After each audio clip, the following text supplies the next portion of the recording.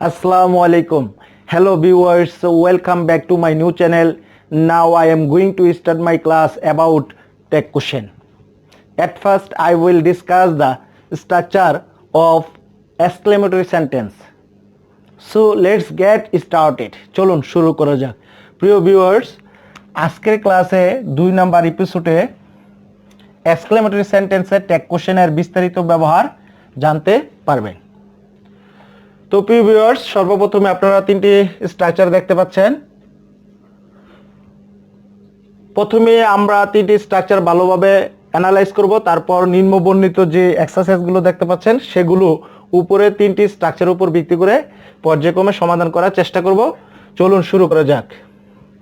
প্রিয় ভিউয়ার্স, 1 নম্বর স্ট্রাকচার আপনারা দেখতে পাচ্ছেন what a or N plus adjective plus noun plus extension plus subject plus verb plus exclamatory mark. তো প্রিয় viewers, সবচেয়ে যে জিনিসটি লক্ষণীয়, আমাদের ট্যাগ কোশ্চেন করার ক্ষেত্রে যে দুটি জিনিস সবচেয়ে বেশি প্রয়োজন সেটা হলো সাবজেক্ট এবং ভার্ব। আমরা সাবজেক্ট এবং ভার্ব প্রথম আইডেন্টিফাই করব, তারপর ট্যাগ কোশ্চেন করার চেষ্টা করব। তো প্রিয় ভিউয়ার্স, এক্সক্লেমেটরি সেন্টেন্সের সূত্রটি আমরা আবার একটু অ্যানালাইজ করি। দেখুন, হোয়াটের পরে ডিটারমিনার এ এন আর্টিকেল, তারপর adjective plus noun plus extension plus subject plus verb plus exclamatory mark.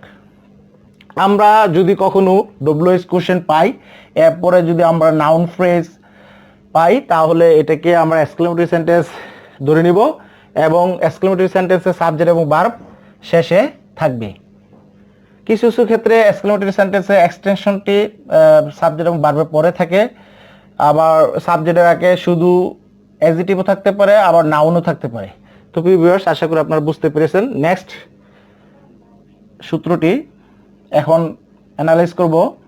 How plus adjective plus extension plus subject plus verb. প্রিয় ভিউয়ার্স, একটি জিনিস লক্ষণীয় এখানে যে হাউ এর পরে আমরা কোনো ডিটারমিনার আর্টিকেল পাবো না, শুধু অ্যাডজেক্টিভ পাবো এবং এক্সটেনশন পাবো, সাবজেক্ট প্লাস ভার্ব পেয়ে থাকবো। তো প্রিয় ভিউয়ার্স, এখানে একটি জিনিস লক্ষণীয় যে আমাদেরকে এটি সহজে সাবজেক্টের পূর্বে অবশ্যই আমাদেরকে মনে রাখতে হবে, যদি আমরা অ্যাডজেক্টিভ পাই তাহলে এটিকে আমরা এক্সক্লেমেটরি সেন্টেন্স হিসেবে কাউন্ট করব। 3 নম্বর সূত্রটি এখন পর্যালোচনা করা যাক। Hurray, alas, fie plus exclamatory mark plus subject plus verb plus object plus extension plus full stop. তো প্রিয় ভিউয়ার্স, আমরা এই সূত্রে লক্ষ্য করলাম যে শেষে ফুল স্টপ ব্যবহৃত হয়েছে। তো এর কারণ হলো যে হুরে অর এলাস অর ফাই এই শব্দগুলোর পরে এক্সক্লেমেটরি মার্ক এখানে ব্যবহৃত অলরেডি হয়ে গেছে। এর জন্য আমরা যে পরবর্তীতে যে subject plus verb plus object plus extension পাই, তখন ফুল স্টপ ব্যবহৃত হবে। তবে ট্যাগ কোশ্চেনের ক্ষেত্রে একটি জিনিস লক্ষণীয় যে আমরা 3টি সূত্রের ক্ষেত্রে শেষে এক্সক্লেমেটরি মার্ক নাও পেতে পারি। তো সেই ক্ষেত্রে আমরা এই উপরের 3টি স্ট্রাকচারের উপর ভিত্তি করে আমরা সেন্টেন্স আইডেন্টিফাই করব এবং সর্বপ্রথম যে জিনিসটি করব সেটা হলো সাবজেক্ট এবং ভার্ব ভালোভাবে চেনার চেষ্টা করব। তো প্রিয় ভিউয়ার্স, চলুন শুরু করা যাক। 1 number exercise, what an unhappy man he was. এখানে দেখুন যে হোয়াট এর পরে ডিটারমিনার আর্টিকেল এন বসছে, তারপর আমরা অ্যাডজেক্টিভ পেলাম আনহ্যাপি, বাউল যুক্ত অ্যাডজেক্টিভ, তারপর আমরা নাউন পেলাম ম্যান, তারপর subject plus auxiliary verb to was. তো ভিউয়ার্স, আমরা এটি কিভাবে ট্যাগ কোশ্চেন করব? তো আমরা জানি যে কোনো অক্সিলারি ভার্ব পেলে যদি সেন্টেন্সটি অ্যাফার্মেটিভ হয় তাহলে এর সাথে সংক্ষিপ্ত নট ব্যবহার করব। ওয়াজ, ওয়াজেন্ট, তারপর সাবজেক্ট ব্যবহার করব হি। তো প্রিয় ভিউয়ার্স, ওয়াজ নটের সংক্ষিপ্ত ফর্ম ওয়াজেন্ট। এখানে ওয়াজের পরে এন অ্যাপোস্ট্রফি টি ব্যবহার করব, তারপর সাবজেক্ট ব্যবহার করব। প্রিয় ভিউয়ার্স, আশা করি আপনারা বুঝতে পেরেছেন। তবে এটার অর্থ কি দাঁড়ায় দেখুন, what an unhappy man he was. সে কত একজন অসুখী লোক ছিল, তাই না? তাহলে আমরা ট্যাগ কোশ্চেনের ট্যাগ কোশ্চেনের বাংলা হবে, তাই না? তো প্রিয় ভিউয়ার্স, আশা করি আপনারা বুঝতে পেরেছেন। Next exercise, what a pity, কি করুন। তো প্রিয় ভিউয়ার্স, এখানে আমরা হোয়াটের পরে, হোয়াট অ্যাডভার্বের পরে আমরা ডিটারমিনার এ পেয়েছি, তারপর পিটি এখানে নাউন পেয়েছি, পিটি এখানে নাউন পেয়েছি, বাট আমরা সাবজেক্ট প্লাস ভার্ব পাইনি। তো এখানে যে জিনিসটি আমরা বুঝতে পারলাম যে এখানে সাবজেক্ট এবং ভার্ব উজ্জ আছে, তো কি হতে পারে, হোয়াট এ পিটি, কি করুন, ইট ইজ, এটি কি করুন। তাহলে আমরা যদি ইজ, যেহেতু এটা এই সেন্টেন্সটা অ্যাফার্মেটিভ, তো আমরা ইজেন্ট লিখতে পারি, ইজেন্ট ইট, তাই না? কি করুন এটি, তাই না? তো প্রিয় ভিউয়ার্স, আশা করি আপনারা বুঝতে পেরেছেন। Next exercise, how sweetly the girl স্যাং। প্রিয় ভিউয়ার্স, এখানে আপনারা একটা জিনিস দেখতে পাচ্ছেন যে হাউ সুইটলি দি গার্ল স্যাং। তো আমরা হাউ এর পরে সুইট নাউন প্লাস এলওয়াই যখন পাবো, তখন আমরা এই শব্দটাকে মনে করব যে অ্যাডজেক্টিভ। যখন অ্যাডজেক্টিভ প্লাস এলওয়াই যুক্ত হয়ে কোনো শব্দ গঠিত হবে, তখন সেটি হবে অ্যাডভার্ব।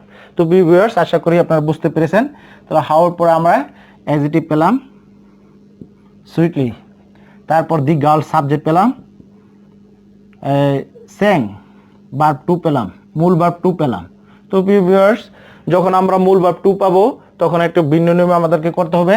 যদি আমরা ভার্ব ওয়ান পাই, মূল ভার্ব ওয়ান পাই, তাহলে আমাদের এর পরিবর্তে ডোন্ট লিখব, ভার্ব টু পেলে ডিডেন্ট লিখব, এবং verb one plus S or ES পেলে আমরা এর পরিবর্তে লিখব ডাজেন্ট লিখব। তো প্রিয় ভিউয়ার্স, আশা করি আপনারা ব্যাপারটি বুঝতে পেরেছেন। এখন দেখুন, হাউ সুইটলি দি গার্ল স্যাং, মেয়েটি কত মধুর গান গাইতো, মেয়েটি কত মধুর গান করেছিল। তো প্রিয় ভিউয়ার্স, এখানে হোয়াটের বাংলা হবে কি, আর হাউ এর বাংলা হবে কত। মেয়েটি কত মধুর গান গাইতো, তাই না? তো প্রিয় ভিউয়ার্স, আমরা যেহেতু ভার্ব টু পেয়েছি মূল ভার্ব, তাহলে আমরা ডিডেন্ট ব্যবহার করব, ডিডেন্ট, এবং দি গার্ল প্রনাউন আমরা শি ব্যবহার করব সাবজেক্ট হিসেবে, শি।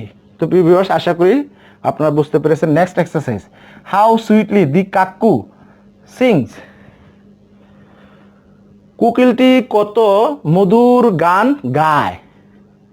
তো কাকু আমরা জানি একটি পাখির নাম, কোকিল।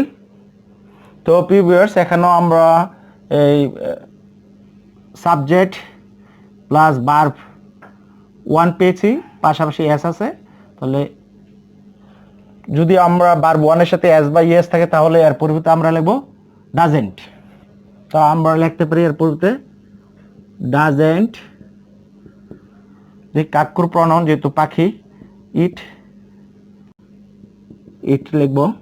তাহলে কি দাঁড়ালো, হাউ সুইটলি দি কাকু সিং, কোকিলটি কত মধুর গান গায়, ডাজেন্ট ইট, তাই না? তো প্রিয় ভিউয়ার্স, আশা করি আপনারা বুঝতে পেরেছেন। আবার এত রাত্রে কাকু কাকু কাকু কাকু শব্দটা বেশি করলে কাকা বলবে যে বাতিজে কেন ডাকতেছে। তো next, how excited to see the sea beach I was. আমি কত উত্তেজিত ছিলাম, to see the sea beach, সমুদ্র সৈকতটি দেখে, তাই না? আমি কত উত্তেজিত ছিলাম সমুদ্র সৈকতটি দেখে, তাই না? তাহলে এখানে আমরা হাউর পরে অ্যাডজেক্টিভ পেলাম, সূত্র মোতাবেক আমরা জিনিসটি আইডেন্টিফাই করব। তারপরে এক্সটেনশন পেলাম, সাবজেক্ট পেলাম I, was auxiliary verb too পেলাম। সো অক্সিলিয়ারি ভার্ব টু পেলে যদি সেন্টেন্সটি অ্যাফার্মেটিভ হয়, যে কোনো অক্সিলিয়ারি ভার্বের পরে আমরা সংক্ষিপ্ত নোট ব্যবহার করব। যদি সেন্টেন্সটি অ্যাফার্মেটিভ হয়, তো ওয়াজেন্ট লিখতে পারি, ওয়াজেন্ট আই, তাই না? প্রিয় ভিউয়ার্স, আশা করি আপনারা বুঝতে পেরেছেন। 6 number exercise, what a miserable life he loved. তো প্রিয় ভিউয়ার্স, এখানে হোয়াটের পরে এই ডিটারমিনার আর্টিকেল এ, তারপর আমরা মিজারেবল অ্যাডজেক্টিভ পেলাম, তারপর লাইফ নাউন পেলাম, প্লাস সাবজেক্ট পেলাম হি, লার্ট মূল ভার্ব টু পেলাম। তাহলে এর বাংলা কি দাঁড়ালো? সে কি একটি মানবতর জীবনযাপন করেছিল। সে কি একটি মানবতর জীবনযাপন করেছিল, তাই না? তাহলে এখানে আমরা যদি ভার্ব টু পেয়েছি তা আমরা ডিডেন্ট লিখব, didn't subject he, didn't he. প্রিয় ভিউয়ার্স, আশা করি আপনারা বুঝতে পেরেছেন। এখন আমরা next exercise, what a nice flower the rose is. গোলাপটি কি একটি চমৎকার ফুল, তাই না? তো প্রিয় ভিউয়ার্স, এখানে হোয়াটের পর আমরা ডিটারমিনার আর্টিকেলের পরে আমরা নাইস অ্যাডজেক্টিভ পেলাম, তারপর ফ্লাওয়ার্স নাউন পেলাম, দি রোজ সাবজেক্ট পেলাম, ইজ অক্সিলারি ভার্ব ওয়ান পেলাম। তো প্রিয় ভিউয়ার্স, যে কোনো অক্সিলারি ভার্ব পেলেই আমরা এর সাথে নট যোগ করব যদি সেন্টেন্সটি অ্যাফার্মেটিভ হয়। তো প্রিয় ভিউয়ার্স, একটি জিনিস লক্ষণীয়, যদি সেন্টেন্স অ্যাফার্মেটিভ হয় ট্যাগ কোশ্চেন হবে নেগেটিভ, আর সেন্টেন্সটি নেগেটিভ হলে ট্যাগ কোশ্চেন হবে অ্যাফার্মেটিভ। তো এখানে আমরা লিখতে পারি isn't, R the rose pronoun হিসাবে আমরা ইট লিখতে পারি, ইজেন্ট ইট। তো প্রিয় ভিউয়ার্স, আশা করি আজকের ক্লাসটি আপনারা শুরু থেকে শেষ পর্যন্ত দেখলে এক্সক্লেমেটরি সেন্টেন্সের বিস্তারিত ব্যবহার সম্পর্কে জানতে পারবেন। তো আজকের ক্লাসে দ্বিতীয় পর্বে আরও কিছু এক্সারসাইজের মধ্যে দিয়ে ক্লাসটি শেষ হবে, ততক্ষণ আমার সাথেই থাকুন।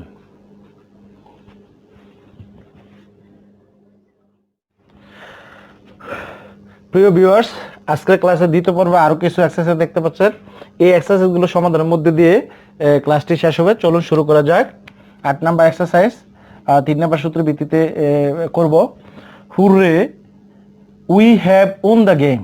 সাব্বাস, আমরা খেলা জয়লাভ করিয়াছি। তো প্রিয় ভিউয়ার্স, এখানে আমরা দেখতে পাচ্ছি 3 নাম্বার সূত্র হুররে শব্দটি আছে, তারপর subject plus verb plus object plus extension. তো প্রিয় ভিউয়ার্স, যেহেতু আমরা হ্যাভ পেয়েছি তাহলে আমরা লিখতে পারি হ্যাভেন্ট উই। হ্যাভের সাথে আমরা সবসময় অ্যান অ্যাপোস্ট্রফি ট্রি সংক্ষিপ্ত নোট লিখব, যেহেতু এটি অ্যাফার্মেটিভ সেন্টেন্স। তো hurray we have won the game. সাব্বাস, আমরা খেলায় জয়লাভ করিয়াছি, তাই না? তো next exercise, alas I am undone. হায়, আমি ব্যর্থ হলাম। তো এখানে আমরা সাবজেক্ট আই পেলাম, অক্সিলারি ভার্ব এখানে ওয়ান পেলাম, অক্সিলারি ভার্ব ওয়ান এম। তবে ট্যাগ কোশ্চেনে এম এর পরিবর্তে আমরা এম নট লিখতে পারবো না, আমরা লিখতে হবে এন্ড অথবা এর পরিবর্তে আরেন্ট। তো প্রিয় viewers, and subject I, and I or aren't I. একটু এক্সেপশনাল, এটি আলাদা।